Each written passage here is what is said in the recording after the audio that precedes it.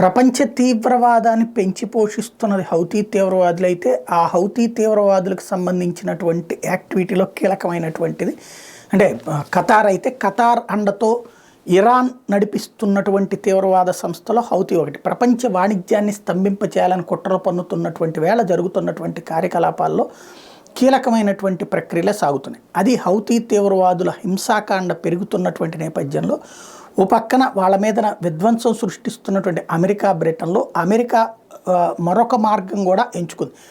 అందులో భాగంగా ఇరాన్ హౌతీని నడిపిస్తోంది కాబట్టి ఇరాన్కి ఫ్రెండ్ అయినటువంటి చైనాకి సందేశం ఇచ్చింది అని ఇంతకుముందే చెప్పుకున్నాం.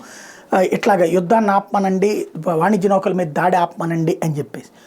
అయితే చైనా దానికి హౌతీల మీద మీరు దాడి చేయడం తప్పని వాళ్ళకే రివర్స్ సమాధానం చెప్పిందని కూడా చెప్పుకున్నాం. అయితే ఇరాన్కి మాత్రం చైనా ఏదో సందేశాన్ని పంపించింది ఈ అంశంలో అన్నటువంటి మాట తాజాగా అంతర్జాతీయ మీడియాలో హైలైట్ అవుతుంది.